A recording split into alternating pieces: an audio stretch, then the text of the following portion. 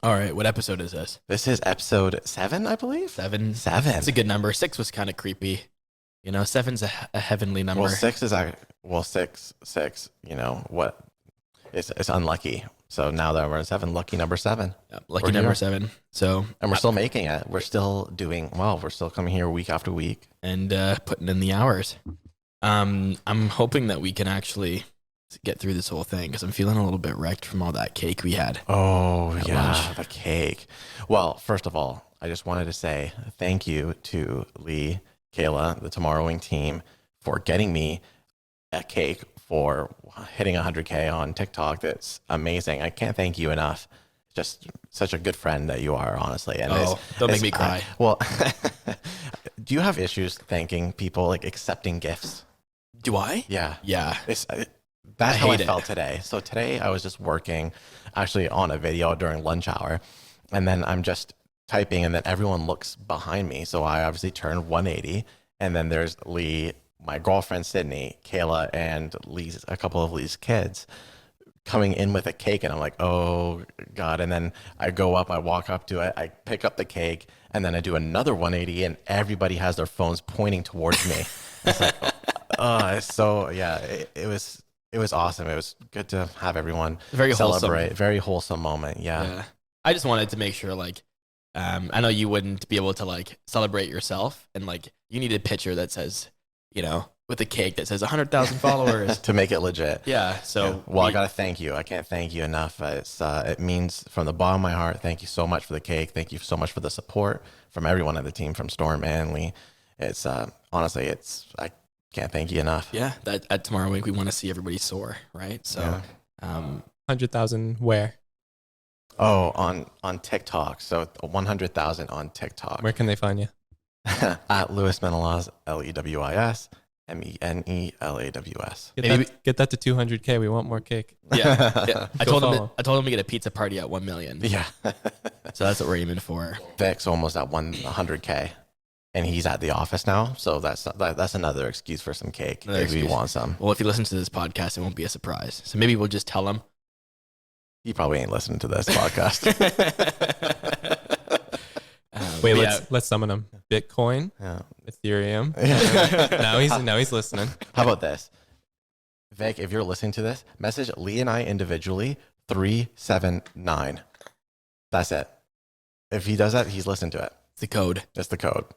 Yeah, well, we'll see what happens. He seems like he's almost there too. So we like to celebrate people's wins, and people can find. We'll probably post on the Fast Forward podcast. What's the biggest sale you've done? The biggest sale, like in dollars? Like in dollars, yeah. I think I should say that out loud. Okay, well, how about this? On your next biggest sale, that's cake for you. Oh, I don't need cake. And then $1 million sale, if you haven't made that already. That's when you get your pizza party. $1 million sale. Yeah. I'll do a pizza party for $1 million sale. There we go. I was thinking, last time after the last episode of the podcast, me and Storm were talking a little bit about content creation. Yeah. And I was like, I kind of been like mulling it over. And I was like, for me, it's like a lot to commit to something. I have like commitment issues. I have 3 children with Kayla and we're not engaged yet. Yeah. So, I have a bit of commitment also issues. Also a lot on your plate. Yeah. A lot on my plate. Maybe too much to do, but I did think it through, and I think I'm going to pursue making some content. Okay. So maybe you can get me a cake when I get to 100,000 followers. Yeah, absolutely. Well, let me help you get to 100,000. Right? Appreciate it, man. Well, why don't we get the Fast Forward podcast to 100,000? Welcome to the Fast Forward podcast. I'm your co-host Lee, and I'm your co-host Lewis, and welcome to the fastest growing Canadian tech podcast in the universe.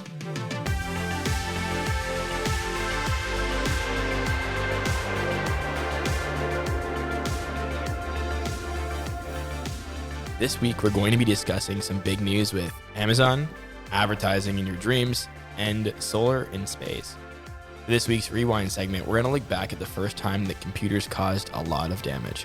We also have brought back snips, some interesting and crazy news that we need to catch ourselves up on. All right, where do we start, Lewis? All right, well, the first one comes from Amazon. I always get excited when Amazon comes up with a big, because that's how you know it's monumental of some sort, because the way they scale things is huge. but it's actually not surprising news. So you heard about the Amazon has purchased MGM, or it was in the talks at some point. I remember this being, and I know Storm mentioned this was recent news, but for whatever reason, I remember this being a conversation before. So what it was is that Amazon, in the past, they wanted to buy MGM, but it had to pass regulators for antitrust laws, etc. Oh. But it actually finally went through with the EU regulators. So they pushed the deal through. So it was for $8.5 billion.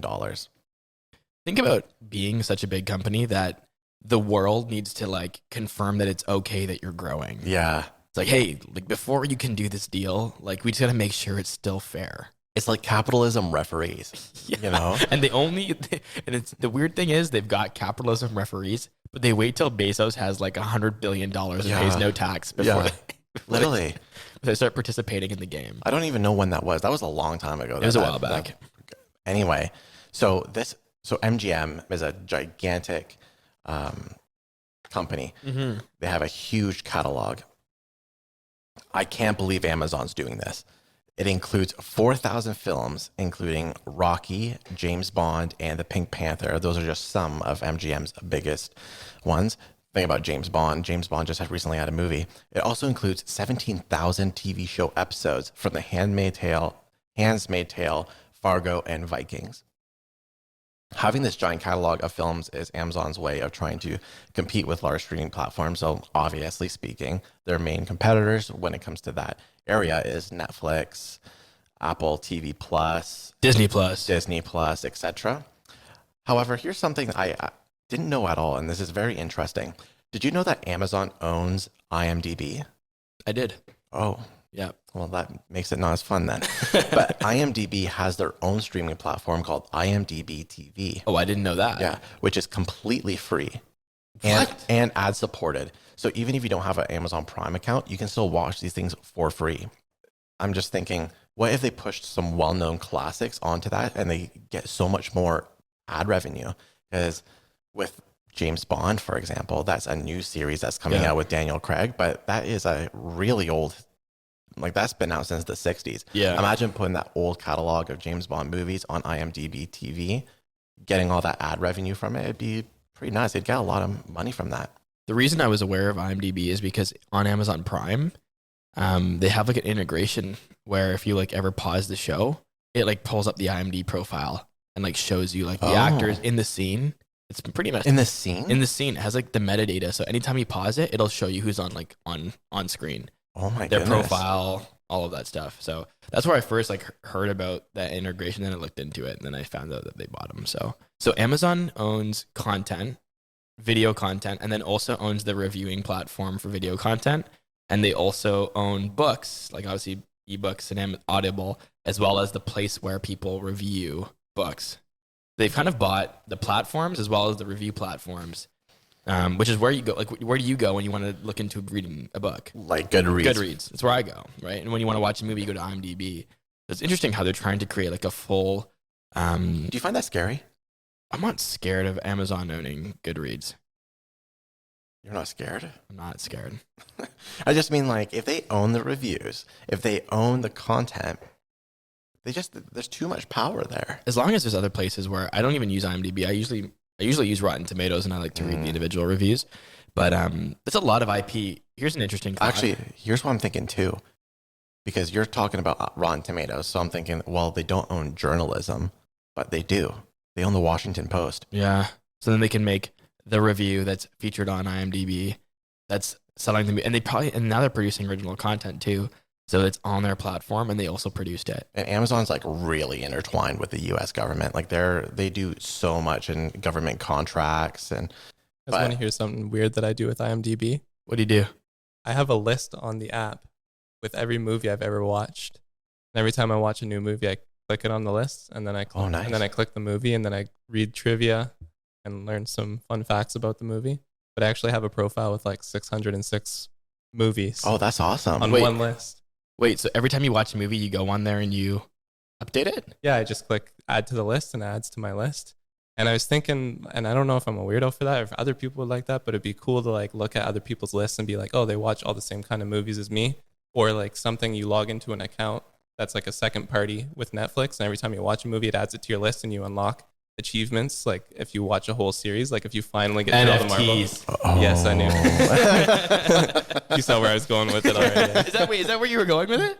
In the back of my head, but I have a game with myself. I try to not say the word NFT as much as possible. That's so funny. Yeah, other people. That's a great idea. You know what you could also do if IMDb has that information accessible. If Storm was able to populate the 606 movies that he's seen, along with like maybe if you had a way to review how much you liked them, and like an AI could take that information and then make recommendations. I think they do. When you click it, it says give it a rating. And then the 5 stars pop up and you click how many stars kind of thing. Does IMDb suggest movies based on what you've watched? No. Oh, or maybe it does, but just not the way that I use the app anyway. You should look into that. That'd be kind of cool. I always find it's hard to find shit that I would like. I have to be so like sci-fi action and like so intentional. Yeah, if you scroll to the bottom, it says you may also like, and then it gives you like 5 movies on the movie that you're on that page. Yeah, that's cool. Yeah, it's a cool app. I use it for that. I should do that because like I like to keep track of all the movies I've seen. You know, and then I'll also get recommendation for new ones. Yeah, yeah. Well, you'll really like this rewind, Lee. What do you got for us, Lewis? So on March 26, 1999, that's 23 years ago, the first email virus to cause widespread damage and the fastest spreadest virus in the history, named Melissa, was released into the wild. Why do I feel like her name should have been Karen? Yeah, that's what you should call this now. But yeah, it's kind of the same vibe. The 2022 version. Maybe that was what it was, because that's 20 years ago. Yeah. That's a long time ago. If this virus came back, we would call it Karen. Yeah. Can you imagine the Karen virus? Like it's just like, going viral. That'd be hilarious. It's funny too how it's saying how this is the fastest, like saying the word fastest spreading virus. Nowadays that only traumatic. means one thing. That's right? triggering to me. So anyway, in 3 days, this virus would infect between 100,000 to 250,000 computers around the world. So that seems like small, but think about 23 years ago and think about how much that is in just 3 days. So that's a lot. Yeah, it's a lot. I honestly can't believe this virus existed. How did it work? So this is how Melissa worked. It would actually be a virus within a Word document. So it wasn't even in the email itself, but it would be within a Word document, 1997 or 2000. So if opened, there was like some sort of script in it that would attempt to open up Outlook and send copies of the same infected document via email to 50 of your Outlook address book as an attachment.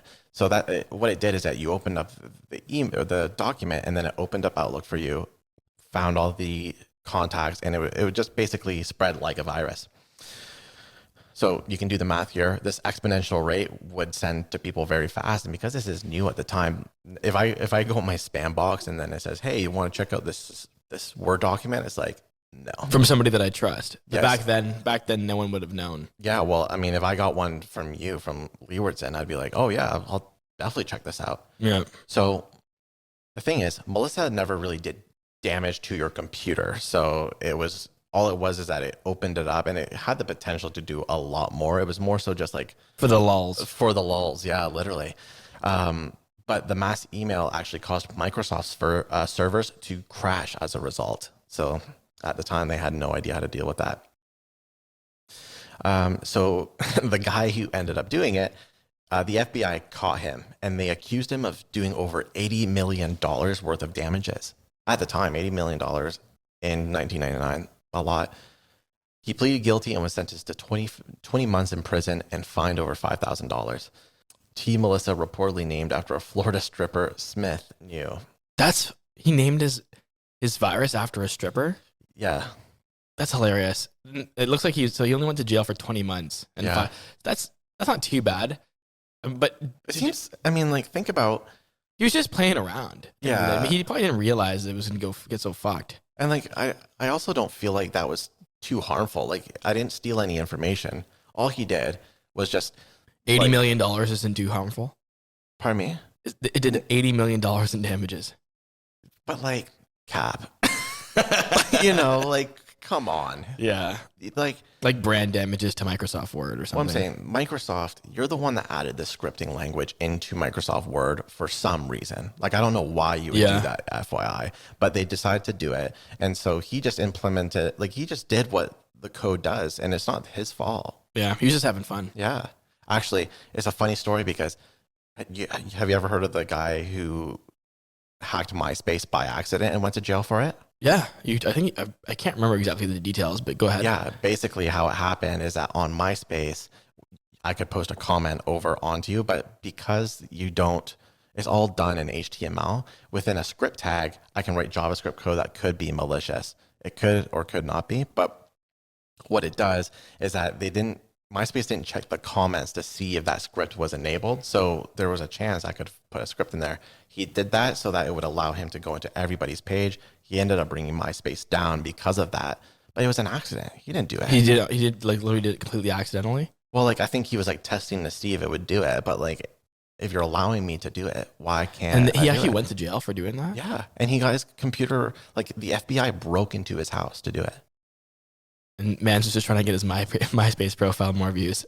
Yeah, literally. Like, I'm sorry, but to me, that just seems a bit ridiculous. Sounds like a complete nightmare, but speaking of nightmares, Coors Light is apparently doing some studies.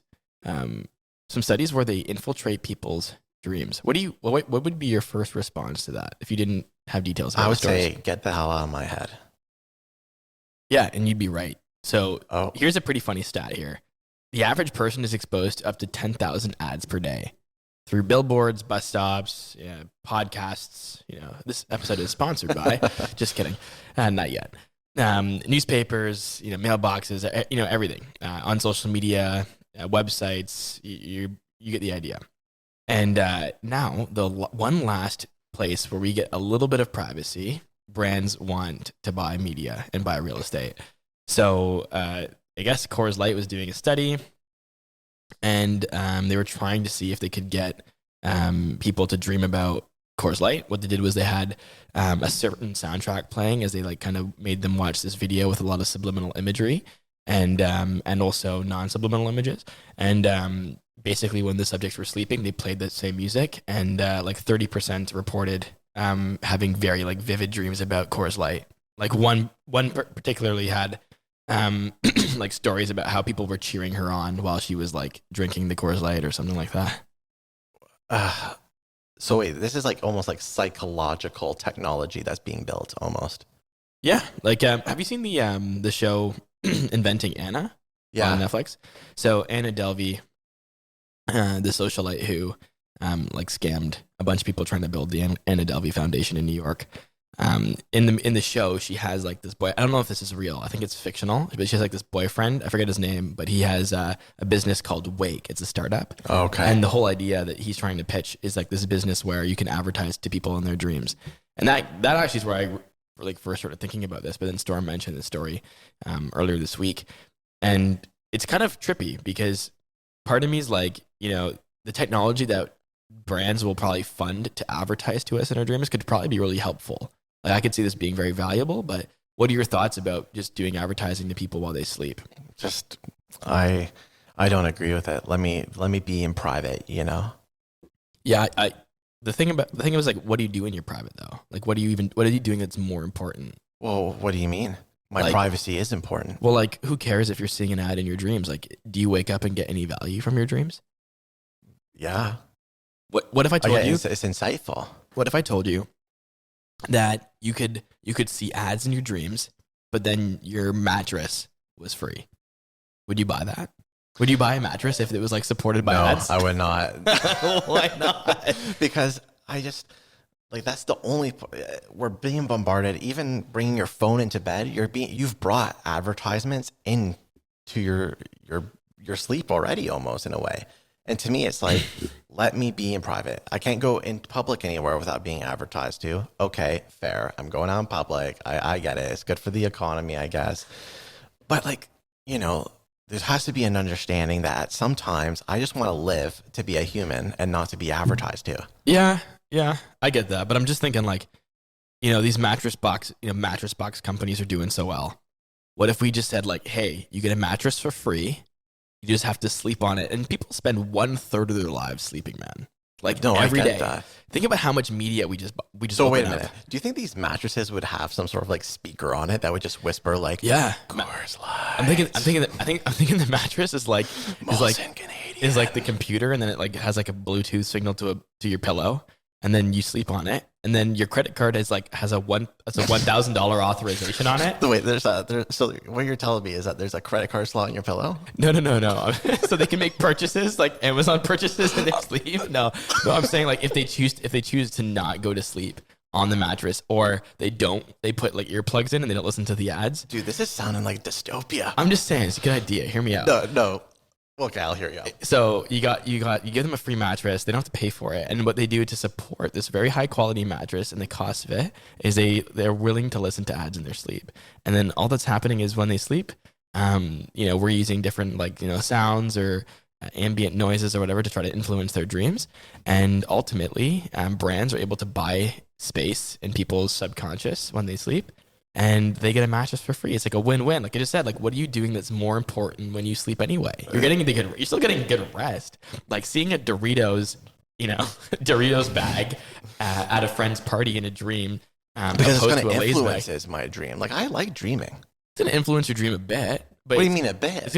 I'm literally like, according to this article, the way you made it sound, it's almost like I'm cheering on an audience by drinking a nice cold Coors Light. Yeah, it's like you're almost like in the commercials, right? So some of the subjects actually describe being very disturbed by the whole experience. Like Coors Light was trying to get into their heads with this campaign. No kidding. It's quite literally that. I like how research on PTSD is like, well, yeah, we'll figure that out when it comes. Meanwhile, all the companies all these companies like trying to advertise anything, like they're revolutionary. They found a way to probably get rid of PTSD in your sleep. But instead they want to give you some Doritos to eat in your sleep. And I guess that's where I want to take this next part of this segment, because I think this is a great fast forward. What do you think the next frontier of sleep innovation looks like, dream innovation specifically, if advertisers are now in the space and pumping money into it? What else can be untapped and brought to fruition through our dream? Like, what do you think the potential is to because so much time we spend sleeping, so much potential productivity availability in those sleeping hours.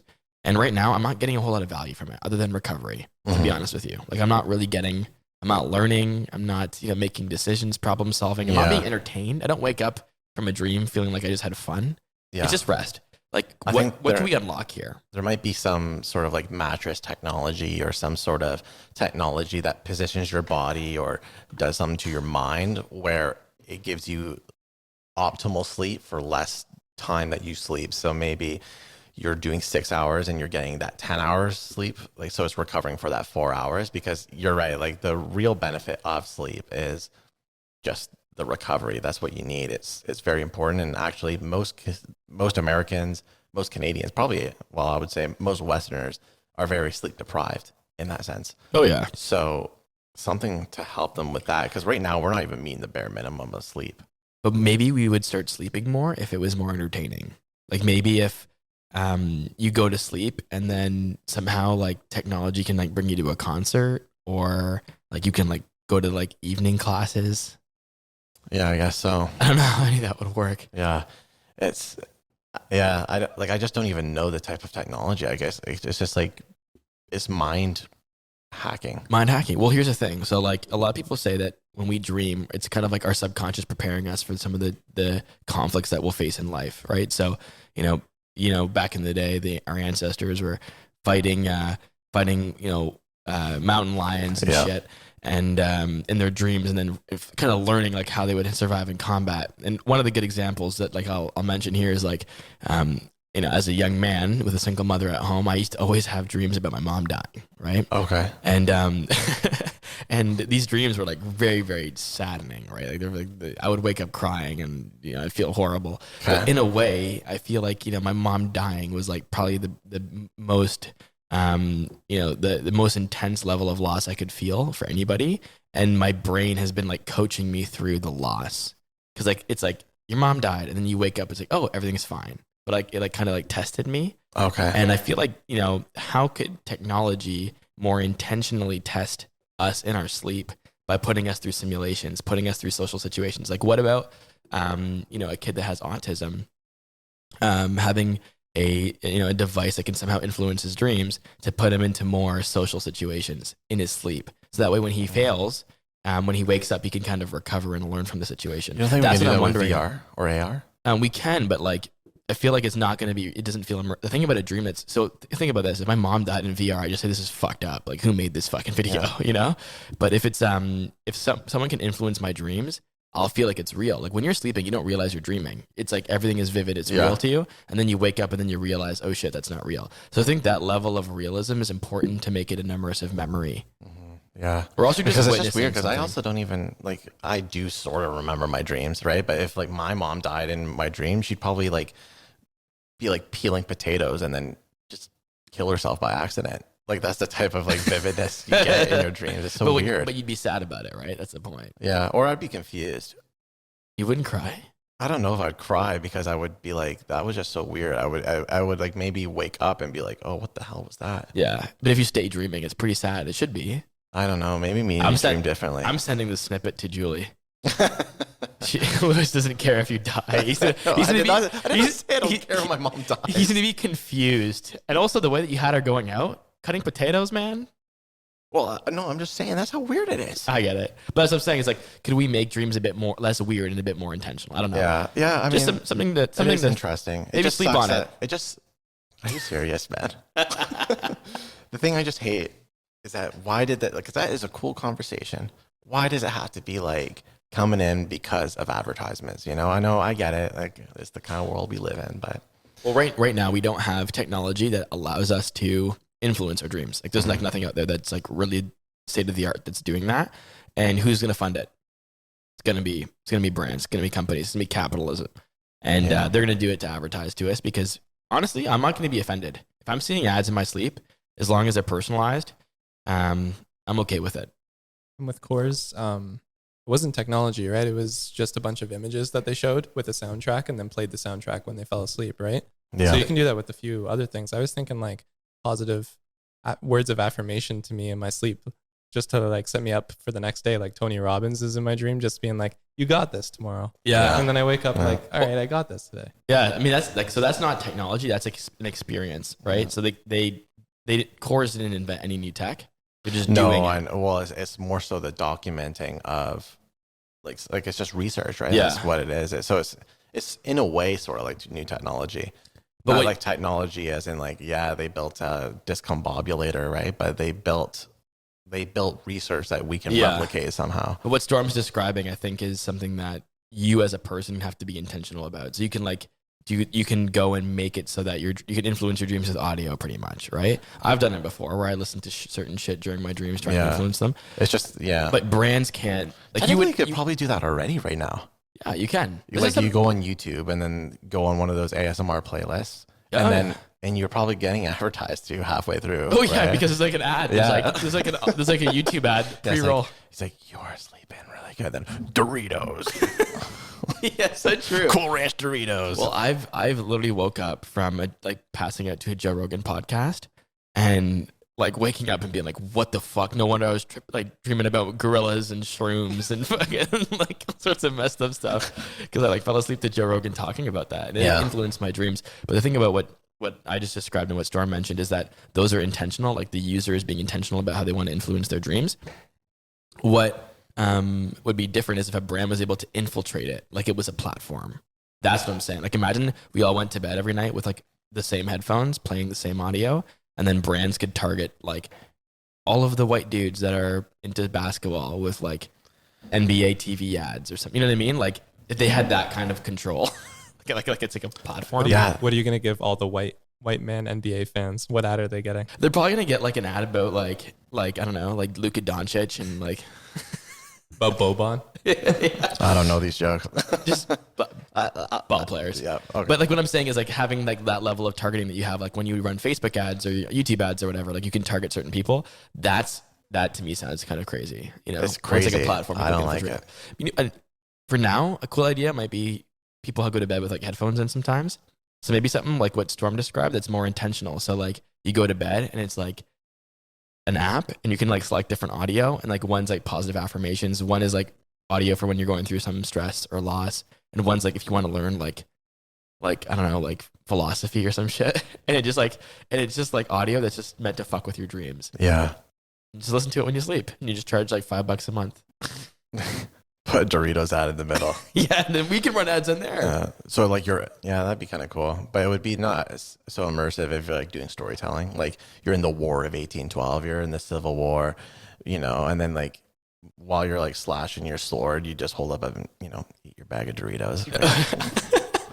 I don't think it's gonna be storytelling. I think it's gonna be like ambient noise. Like for example, if it's like it wants to put you into like a medieval war. Like if you're like, I want to go into dream tonight and I want to be a knight.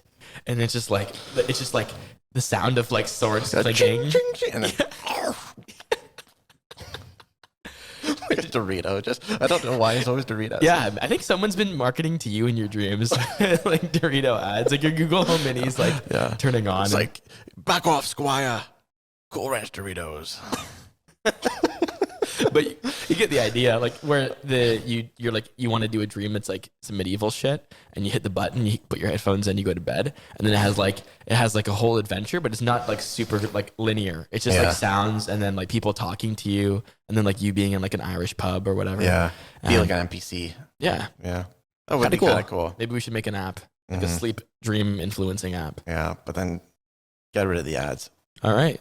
I feel like we're just like, we got our heads in the sky right now. Speaking of things in the sky, apparently the UK is trying to spend 16 billion pounds, 21 billion US dollars to do solar power in space. Wait, sorry, who is doing what? The UK, the government, is trying to spend a bunch of money, 16 billion pounds, to build solar power stations in space. Solar power stations in space. $16 billion solar power in space. Yeah, they want to spend a ton of money to get there. This is how desperate people are to get to carbon neutral. They're like, we need to get solar energy, so we're going to build rockets and fill them with jet fuel and blast them to space. And here's the thing that just totally messed with me. How are you transmitting electricity from space to the Earth? I didn't realize how this worked, but here, let me read it to you so I don't butcher this. Is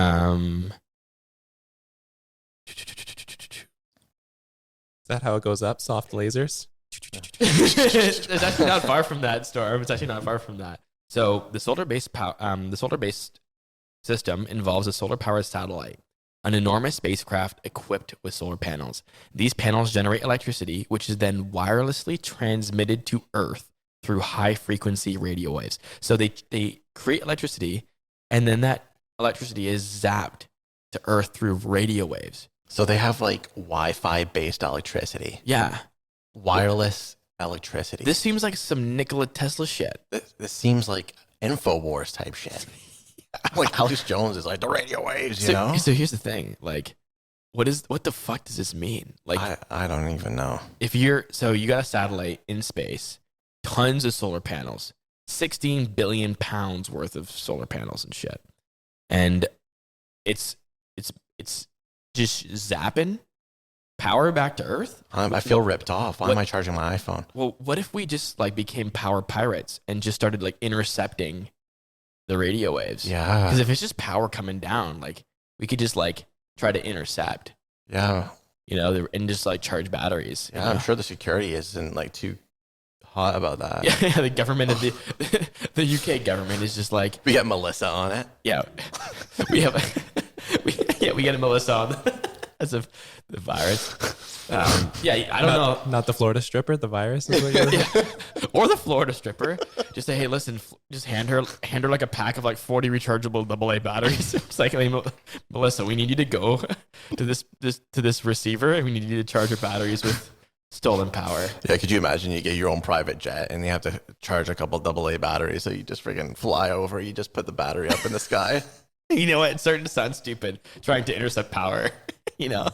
All that work to just charge something stupid. Yeah. You'd have to move a whole, your Tesla. But here's the thing. What about What about like wirelessly charging Tesla? Like imagine you're driving a Tesla and you're just driving through the area. That's what I'm saying. Wirelessly charge everything. Yeah. So where's this technology? Like, has this technology existed a while? So I guess what they're saying is the idea of doing solar panels in space has been around for a while, but the technology has just recently become available. So I think a combination of solar panels increasing their efficiency, this whole radio wave fucking funny business I have no idea about, and also space travel, because like for a while it didn't make feasible sense to go to space with this stuff, but now that Elon's got reusable rockets, it seems like something that's more palatable. $16 billion, if that's palatable to you. I got a question.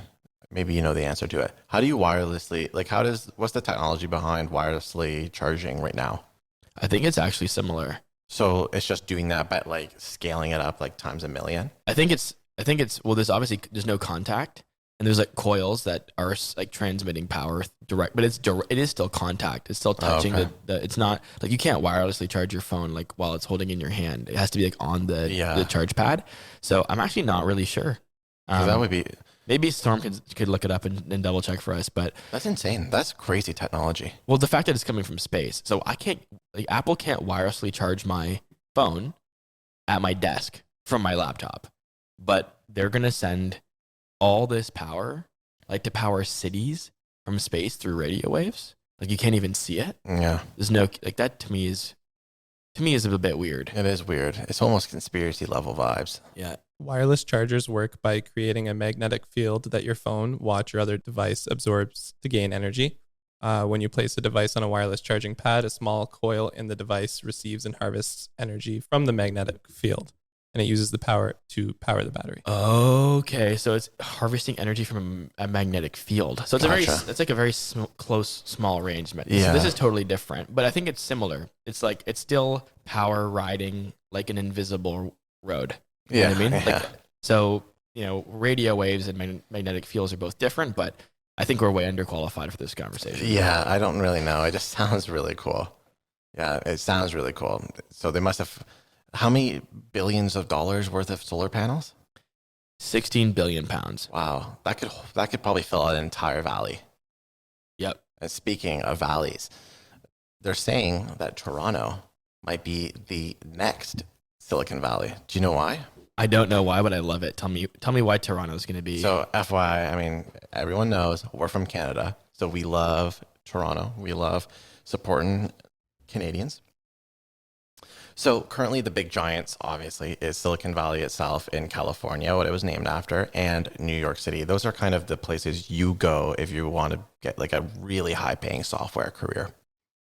Recently, though, Miami and Austin, Texas have been like really hyped up as the next Silicon Valley for its sunny weather and work for the beach, as well as Texas, I think, has low income tax. Yep. There as well as like very cheap property. Like Texas is huge. So. Oh yeah. However, the New York Times have reported that Toronto is growing much faster than both of these cities and now hosts the third largest tech hub in North America. And they say that this is for three large reasons. So one is the universities. So the University of Toronto and then the University of Waterloo are both known for having like really high level research and engineering courses. So you often see them going there, and where they go after is the GTA. So corporate anchors. So tech giants are already there. So you already have Google, Apple, Stripe, and Canada's own Shopify, which is actually pretty cool. Shopify is a huge Canada business. Everyone's used it before, and I'm proud of Canada for having Shopify. You know? I wish we had more than just Shopify. Like I want to be proud about Shopify, but it's kind of embarrassing when you look at like the Americans and all the companies when they got Google and Apple and Amazon and Facebook and Netflix and Twitter and everybody it's else. Huge, but we're getting virtually that. everybody else, literally, except for TikTok. And the third one is the immigration policy. So Canada's immigration policy favors economic immigrants, and finger quotes there, and those are people selected because of their contributions that they will make towards the Canadian economy, more so than just people that are not like that. I don't really know how to address that, but isn't that pretty interesting? Yeah, I'm excited by that. So the fact that we obviously work in tech and we're really like obviously quite enthusiasts. Obviously the podcast is all about it. To me, it's exciting because we're only a few hours away from Toronto, just a couple of hour drive. And I actually get why they're doing so well, because the University of Waterloo has been crushing it, with their innovation. And the thing about the Ontario cities that have driven this growth, all around Toronto, is that they've been actively working with the municipalities and government grants and programs to reinforce this. Like, this didn't happen organically. They were kind of fighting against the direction of the tides, and they knew they wanted to be a tech hub, and then they lobbied and they negotiated and they attracted huge companies, much smaller companies as well, because ecosystems need big fish and small fish and startups and all of those things. And obviously Google, Apple, Stripe, all those names that you mentioned are big deals. But there's also a huge startup scene in Hamilton, in Waterloo. And Canada's super good with immigrants. Like, we have a very relaxed immigration law in comparison to the States. I'm an immigrant. Yeah, you are. And I'm second generation as well. Yeah. So we know how, and I think that like diversity is also huge, because a lot of the IT sector is coming from India.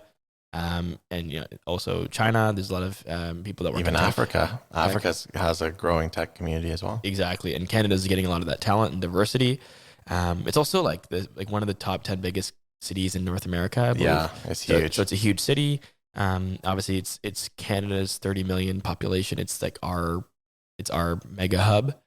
So to me, it makes sense. I think we should definitely be at least top 3 as far as like the next Silicon Valley, and I'm glad that we're kind of in regards to New York Times and their opinion, beating out Miami and Austin, Texas, because those places have great weather. Yeah. And it's good that we're able to, continue to grow even in spite of our colder winters here. It does, yeah. But it does still have a long way to go, it says. So to catch to the real Silicon Valley, which obviously we're not going to get anywhere close to, I don't think. Not yet, at least. But between 2021 and 2022, Toronto startups garnered $5.4 billion in investments compared to $132 billion for startups based in Silicon Valley. So of course, Silicon Valley, we're not like, that's where it is. That's where Apple was made, Facebook, etc. So they're obviously going to have way more. But right now, they're doing 10 times, way more, like almost like 30 times what we're going through right now. So. But that's good. That means that we have a lot of growth opportunities. So if you're interested in starting your own tech business, come to Toronto. Oh, yeah. Come to Canada. Come to Canada. It's great. Come to Canada in general. That's great. Not to get too political, but I think one of the things they're going to have to do too in Canada is they're going to have to make it easier for corporations to succeed here. Because I know that even people that we know that are in the startup space are building corporations in America and getting American boards and American founders and doing it there, because the tax incentives, the regulations, the business opportunities. So I think, obviously a lot of things are going great for Canada and Toronto, but we got to do something. You know what they do in Montreal? What's that? So for game developers specifically, they give back 55% of the wages. Oh, through subsidies. So rather than like giving them a break on taxes, they're actually just subsidizing the operating costs. Completely. Yeah. Oh, that's cool. So wait, really? In Montreal? Montreal. So that's why you see lots of companies like Ubisoft Montreal.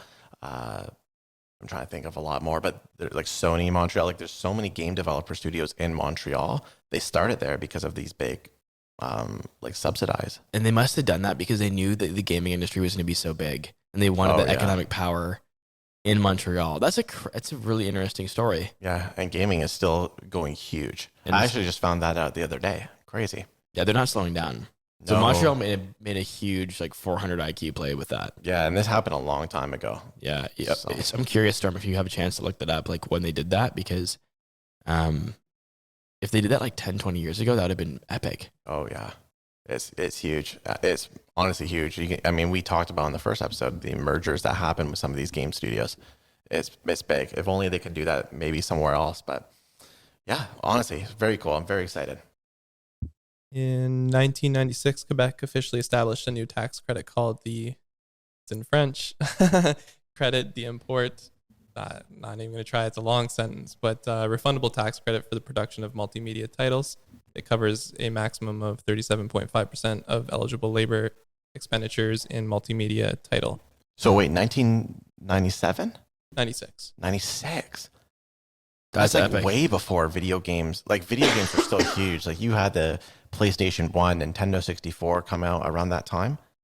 But that's still So like video games were huge by that time, but like we're not even talking about Xbox 360, PlayStation 3, let alone now. Like that's absolutely nuts. So pretty much they knew that gaming was going to be huge. They incentivized companies to go there. All those companies won big, and all that money got to stay in the community. Yeah. Increased property taxes, That's awesome. Very smart strategic play by Montreal. And some people would say that they were even late to the party there because gaming was still already huge, but it just went even higher. Wow. They made a good bet. They made a good bet. All right, we time for doing some snaps? Let's do some snips. Snip, snap, snip, snap. Snip, snap, snip, snap. We should get the Michael Scott audio. You have him do the little snip, snap thing right there. Yeah, absolutely. Do that. All right, Lee. So am I going first? Yeah, you are doing odds and I'm doing evens, but you are doing EV. Yeah. Okay. So Porsche's big EV plan, fancy cars and an exclusive charging network. Porsche is aiming for 80% of its new vehicles to be electric by 2030 and will start to build out a network of charging stations that also double as luxury lounges later this year. So basically getting a Porsche means you have access to like luxury lounges, which is kind of like those like credit card benefits of, being able to hang out like the lounge at the airport. Yeah, exactly. Yeah, which makes sense for people who own Porsches. Yeah, because obviously, but here's the thing. It's a lounge at a place where you're supposed to charge your car. So you're going to be there with who? Like you're just charging your car. Other Porsche owners? Yeah. That's why, I'm not a car person personally at all, but I just know, what car people are like. They pass by, they go they wave at each other. Yeah. And maybe, I don't know, the conversation gets boring for these people, but they go to these places, be like, oh, you own the 96 versions of the, so they can build community. But here's the thing. What happens when charging is like so fast, you have no need to sit down at a lounge? I think with how fast I think we still got time. I don't think they're going to charge in 5 minutes. They're going to charge pretty fast. How fast? Well, I think right now it's 20, 30 minutes is the long term, the long time. Yeah. And the supercharging is 5-10 minutes. Yeah, but just chill there, just grab a coffee. If you get your oil change, it's roughly the same. You know what? So we'll see what happens. I think they're going to sit in their car and watch a show or a YouTube video. I don't think they're going to go into a lot. I could be wrong about this, but I think it's just too short of a time. Can you charge when you have it on? I think so. Yeah, so I don't know. I charge my phone and I watch videos on my phone. Yeah, but you don't drive your phone. Yeah. Well, here's what I was thinking, actually. This story made me think of an idea. What if Apple bought Porsche? Okay. Apple's been struggling to build an Apple car. And recently news broke that they actually entirely dissolved their entire Apple car team and they're starting over. This is a rumor. Scratch. Yeah, I think it was a Min Chi Kuo released this a couple weeks back saying that Apple's dissolved its Apple Car team or Project Titan team, and they are going to start hiring more engineers to keep working on it. So this seems like something that they've kept it quiet, but they've struggled with it for quite a while. Why not buy Porsche? How much does Porsche cost? Apple can probably buy Porsche. Yeah, they already have the Tycoon or the Taycan. I forget what it's called, but they have an EV, and it's Porsche. So it's the right level of car that Apple would buy. Do you think so? I feel like Apple's more like BMW vibes. Yeah, but they would bring it down. They would take something that's really valuable, and then they would they need it just how Apple creates $500 wheels or $1,000 stands. They always do these kind of super pricey things. Those are called brand pricing anchors. So they're basically associating their brand with something ridiculously expensive, so that can anchor the price of the future product. So by anchoring itself with Porsche and then coming out with a EV Porsche that's a mass production vehicle that's $60,000, people are going to be anchored to the old brand of Porsche, and it'll have a really high perceived value. Oh yeah, it'll be perceived as luxury. BMWs are really expensive in that way. You know what people are like with them? Yeah, it's the same. Porsche. When I think Porsche, right? They are expensive, very they're luxury cars, and so are BMWs. But when someone drives a Beamer, I don't really they're almost entry level premium. They're the thing about Porsches is they're not. I don't think they're enough for Apple. I just don't think they're quite cool enough. I feel there's a lot of people buying used Porsches for pretty cheap. and they're also not very like aesthetically cool looking either. Are they not? No, but yeah, I'm not. I wouldn't say. I mean, what do you think, Storm? Do you like Porsches? You're an Italian. Do you have any like car? Only Ferrari. Only Ferrari. You have a Fiat too. I do have a Fiat. That's a pretty Italian car. Yeah. Yeah. Well, I mean, that either way, I do think that the luxury car, like, I think the luxury stations will be cool, but you're right, Lee. Like, maybe the exponential rate with how fast we are charging things, it might not make sense to have an entire lounge. And again, does it even say what these luxury lounges are? Is it just going to be a couch with, yeah? So it might just honestly be this, like, almost like a gas station level vibe, where it's just a small little spot that you sit in. Like my question, Lewis, would be, how much do you think an Apple car would cost based on how much they charge for their other devices compared to normal? 70,000. So the Taycan 4 is 120,000, which is a electric. Yeah. I think it's the electric Porsche. Maybe I got this mistaken. Yeah. But isn't that like close enough where you think I wouldn't think 120,000. No, that's I think 70,000. I think they'd have to honestly bring down the I hate to pricing say of it. Tesla, like, it's the Model S Tesla, I think, is the perfect price for where Apple wants to be. Yeah, Apple should have bought Tesla when they had the chance. Yeah, honestly. Speaking of Tesla, did you see him dancing? No, I did not. So Tesla actually just opened another. If you click the link in the video, the link there. Wait a minute. Elon was dancing yet again. Yeah, dancing again at another release of a Gigafactory. Oh no. Yeah, this is the Gigafactory Germany. This is just yesterday.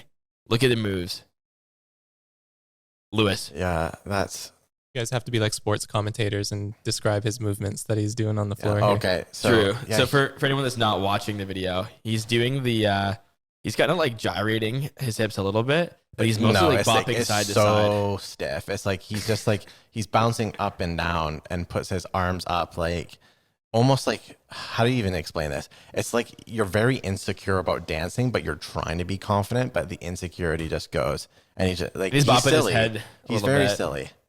And he looks like he's dancing at church or something. Yeah, and then going forward, he like swats a drone away that's like trying to record him, and now he's dancing towards it, and it's he's like doing his own music video thing. Yeah, well, we're glad. Here's Lewis. Who do you have? Who's the better dancer? This is the $1 billion dance-off question. Yeah. Who's the better dancer, Elon Musk or Bill Gates? Ooh. I actually have a link to the Bill Gates. I'm watching it right now. If it's the Windows 95 launch, if anyone is familiar with this, and it's about 6 nerds wearing what your dad would wear to his office job. It's like a polo with khaki pants, all of them up there looking like huge nerds, and they're dancing to the Windows 95 launch. That just sounds so lame. Who's better at dancing? So Bill Gates or Elon Musk? So Elon Musk for sure, but Steve Ballmer has them both beat. Steve Ballmer's going ham, dude. Dude, that's confident. Like, even though his dance moves are not good, the confident energy is like what makes it incredible. Like, Bill Gates is super awkward on stage. He does not know how to dance. Plus, he has this crazy hunchback that just makes it even look more awkward. Versus like Steve Ballmer, like, he did lines of cocaine before coming out here. Steve Ballmer sounds like the type of dad that you don't want to have come home drunk. No. You know? And like the fact that he's like throwing like a rage on stage too, it's like I wish I could like crop him in the entire time and then not tell you exactly what this is. Like, you would probably think this is some guy like raging. Well, you know what? Steve looks like a frat bro, and then Bill Gates looks like he's trying to hide from people, like trying to like dance behind people so the crowd doesn't see him. But honestly, this guy's got so much money. That's probably what he's thinking about right now as he's dancing. He's like, this is so awkward, but I'm going to be so rich. So the tier list is, so number 3 goes to Bill Gates. Bill Gates is nowhere near, like, he did not pass the vibe check whatsoever. That was complete fail. Bill Gates, number 3. Number 2, Elon Musk. He had spirit, but he was stiff. He was trying, and the fact is that he kind of embarrassed himself at first, but then he kept going along with it. We'll give Elon that one. Number 1 goes to Steve Ballmer. He embarrassed himself a lot, but he took it with pride. And the fact that he has sideburns and a shiny forehead you can like brush your teeth with, like you can look at it and brush your teeth, like it's shiny. It has to go to Steve Ballmer. That's an incredible play by him. My comment for Steve is that he's pretty cool, pretty dang cool. That's another viral clip of him. Oh, is it? When he's talking about the Clippers when they got Kawhi and PG. Oh, really? Yeah, you just it's like pretty dang cool. Like he got all riled up like that too. But he's definitely the best. He's a funny character for him too. Oh my goodness! I mean, I'll agree. He was look the at best. this here. Look at this. Like look at Bill Gates here when he's clapping. Like he does this awkward little clap. You know what? I'm just proud that he got up on stage. Yeah, you know, good for him. His like 12-year-old self could probably never imagine that. No, nuts. That's nuts. I can't even believe that. So apparently, General Electric is building the biggest wind turbine blade in the world's history, and it's going to be 203 feet long. And the hope is that this will be recycled and avoid waste in the future. 203 feet wind turbine. Do you know what that looks like on the road, Lewis? No. It's on both sides of the roundabout in this picture here. Okay, it's that big. Oh my goodness, that is huge. How do you? I feel like we could definitely do a funny little TikTok with that snip right there. What? Oh my goodness, that is huge. You set yourself up for no, I've done the same thing. I'm looking at the picture right now, and this poor truck driver, man. Like, I would never want to be this truck driver that has to, like, look how long that thing is. Dude, there's no license that validates that you're that good. That's like private. You have to make a call. Like, I know a guy that can handle. Like, look at how does he even stay in control of the back of that? That's what they need for clown cars. You know how they put all those clowns in a clown car? Yeah. That's what they need. Something like this for them. Like a giant truck so they can all fit in there? Yeah. That's comfortably. Sit there comfortably at least. So they put in all this work to make this super long, 203 foot wide wind turbine. Yeah. But then it's got to get put on a they just super tall turbine, and there's going to be 3 of them. So this is going to be a massive, this is a massive turbine. What's the point of this? So yeah, they're just doing this to flex. Maybe. Yeah. I don't know. I don't know if does bigger mean better in renewables? Like, how does that work? I thought it was, I just thought it was how you used it. Let's just see. So the 203 foot blade uses thermoplastic resin from Arkema and glass fabrics from Owens Corning partner companies.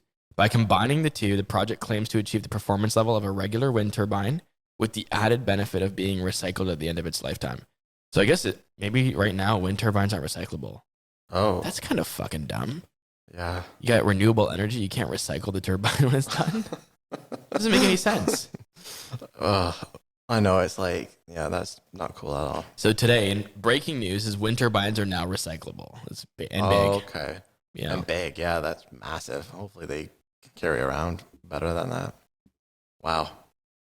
You know what's nuts as well? What else? So, you know how on Heinz ketchup they had that there's 57 varieties? Yep. That is complete cap. How? It's a marketing gimmick. It was literally cap. It's the definition of cap. So are you telling me there's not 57 varieties? No. I already knew that. So what did they just put the number on there for fun? Yeah, they literally just they just use a fake number to keep his brand timeless. Just to make it, just to kind of flex like they were like a legit company. So they had one product and they're just like, this is one of the 57 that we have, but they only had Heinz ketchup. Yeah, or like, I don't know, like maybe they were like, 57 varieties of tomato. I don't freaking know, but it's all cap. It's what? I think that's what I thought when I saw it. I thought they were using like 57 different types of tomatoes. But it wouldn't make any sense. Why would you go to the trouble of adding 57 different types of tomatoes to make a ketchup? Yeah. But either way, it doesn't even matter because it's all just a lie. So it means nothing at all. No, it means nothing. So you're telling me that the label that I've looked at my entire life has a number on it. That means nothing. Absolutely. And no one's questioned it? No. How many other things in our life don't mean anything? Is it the year 2022? This podcast. Oh my God. Oh. Well, does it? That's why I'm saying French's is way better. It always has been. I support French's because Heinz recently left the farmers in Leamington in a factory, the Heinz factory. And a lot of people in Ontario lost jobs. And then French's was like, yo, we'll give them a job, and started producing ketchup there. Yeah. Which is like a pretty big move. Honestly, I don't mind it. Heinz is better. No, it's not. Heinz is like got this sweetness to it that's so on point. But what else do you think could be just like totally fake? What could be totally fake? Yeah, like the fact that it says 57 varieties and that literally means nothing. Yeah. And no one second guessed that. There's probably other things that just contains vitamin C. Oh, that's a real one. Because everything fucking contains vitamin C. Contains real cheese. Yeah, it's a lot of fake. What is real cheese? Marketing is full of fake shit. But just the fact Axe body spray. Remember Axe body spray? All the time it'd be like, you are going to pick up girls if you wear Axe body spray. They'll literally tackle you on the ground. That was good marketing. I never once got tackled on the ground by a girl. Yeah. But I actually had people go away from me. But maybe that was me. After gym class, I would just like dust the whole bottle on myself. What an amazing marketing approach, because they were like, who is our target? Teenage boys. What do teenage boys care about? Getting girls. Okay, let's make ads where they just get girls like crazy. Yeah. It's well done, well executed. What were you saying there, Storm? The rumor is that H.J. Heinz' favorite number was 5 and his wife's was 7. And that's how they just stuck it together and then just said 57 varieties. They couldn't do anything. Yeah, and 75 would be a little too like over the top, You know when graphic designers just kind of put stuff on to like add more layers to the lockup? So like, for example, like a clothing brand will put like, founded in 2020. Yeah. Like since 2020. It's like, dude, you've been open for 2 years. Like take that off your shirt. Yeah. But they just add it to the design to like lock it up. Make it all timeless. Yeah. To give it like a feel, to give it like layers. That's what they did. Heinz. They've been doing that before. These Instagram Etsy shops have been doing it. Yeah. Props. They were the OG. Heinz needs to get on Etsy. Yeah. That's cap. I can't believe the levels that they've just done. So that's bad news. You know what's kind of interesting about Heinz? What? They did a marketing campaign where they would ask people to draw pictures of ketchup, and then people would draw pictures of ketchup, and every single time would draw a Heinz bottle. Oh. And then they got like billboards in Times Square, and they said, we asked people to draw ketchup. They drew this. And then they have the pictures that people drew of ketchup. And it's Heinz. And it's like different configurations of Heinz bottles. Yeah. And it's always like the signature, like some people even wrote the 57 varieties, and they did like they wrote the Heinz on the bottle, the label design with the green and the gold. And they even went further and they took people's drawings of the Heinz labels and they put them in stores. So you'd go to stores and you'd see like Heinz bottles, and it'd have like kids or random people, random customers with their what they thought in their head of ketchup and their design and their label on there. Really cool marketing strategy, because like when people think of ketchup, they think of Heinz. It's like that's what every brand wants. Every brand wants to be like the dominant one, or like Tupperware, rollerblades, Kleenex. Where when people think of the product, they think of the brand synonymously. Yeah, Febreze. You just say rollerblades? Yeah, rollerblades are a brand. Are they? No way. Yeah, they used to be called something else, and then like rollerblades was like a brand, and then it just became like, you guys didn't even know that. That's how synonymous the brand was to the actual product. Like Rollerblade is a company. I don't know what the actual thing is called. Like, I don't know what the product is called. Like wheel skates? Like, I don't know. Wheeled boots.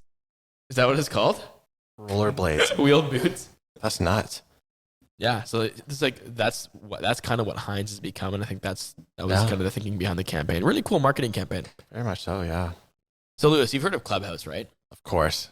Pandemic vibes. Yeah. Have you heard of Green Room? No, I haven't. No. So Green Room is a company that Spotify has. It does like the live audio rooms. Gotcha. And it's actually coming. They just announced it's coming to Spotify, and it's going to be rebranded as Spotify Live. So pretty much Spotify's getting its own Clubhouse. Oh, okay. Yeah. Interesting. What are your thoughts? I love the concept of Clubhouse. I think it's so cool. It just sucks that it never kind of panned off, I think, to what it could. I also think that like having to start your own account there was not really vibes. Twitter Spaces did it really well. But now because I'm listening to podcasts all the time, it makes sense. Maybe listening to like a live version of the podcast that then I could listen to. It's almost like a place you can record your podcast and then have it uploaded onto Spotify later. Well, you could do the podcast live, and then your fans, your listeners could actually participate. Yeah. That's the kind of cool thing about Clubhouse is people can participate in the conversation, and then it can be published. But what's interesting here is that Spotify actually purchased an app called Locker Room, which is like a live audio app, and they rebranded it to Green Room first to try it. And one thing I didn't realize was I knew Twitter had like Twitter Spaces, but Meta, LinkedIn, Reddit, and Discord all released live audio rooms. Yeah. So live audio rooms have kind of become like stories on social media. So I don't know, like, will Clubhouse be able to remain dominant, or are they going to be like Snapchat and have their basically their sole feature, pimped out by every single brand? Yeah. The thing is, Snapchat was able to bounce back, but I don't know if Clubhouse was. I don't know if Clubhouse will have that same kind of feeling. Like, I don't think Clubhouse ever had a culture. It was just a feature. Yeah, and it was a really cool one. But I don't even have the app downloaded anymore, Clubhouse. No, I actually didn't like it. Like, I actually didn't I didn't fuck with the whole thing. I thought it was cool at first. I really liked it at first because I liked being able to listen to people live. It's just mostly because I was at home all the time. So during the pandemic, I felt alone. So it almost felt like it was a more intimate way. Yeah. It was good timing. Yeah, it was great timing. Now I rarely join a Twitter space even now, let alone or a private Discord, whatever it is. So I think Clubhouse is already on the way out. My thinking was Clubhouse isn't already got community. It's like you're going there for the feature. The communities are on Facebook, they're on Twitter, they're on Discord. So it just makes more sense to have that feature where the communities are already. Yeah. I think they tried really hard to like build community, but it was hard. It was like recommending you weird groups to go to, and then you would join them. There's not enough features either, I felt. It was like, wow, well, I think Twitter Spaces did it really well because on Twitter, you're already looking for people that are going to be insightful, perhaps, or I don't know. You know what I mean? You go there for the personalities already, and it's almost the same.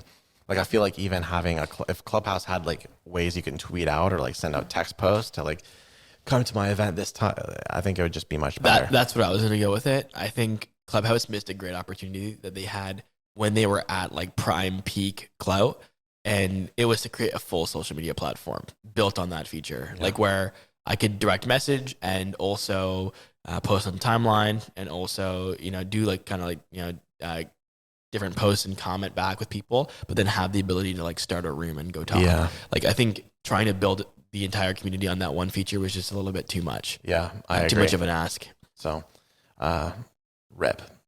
Yeah, so maybe people will be listening to, the Fast Forward live on Spotify eventually one day. And before we wrap up here, we got the meme. We got a little meme from Storm. It's meme time. I love the meme. The meme is directly related to... That's so funny. You looking at it? Yeah. Directly related to our rewind segment today, where we talk about Melissa and how we could combat the Melissa virus. And this lady combated it with a Norton antivirus mask, where she fastened a DVD or CD.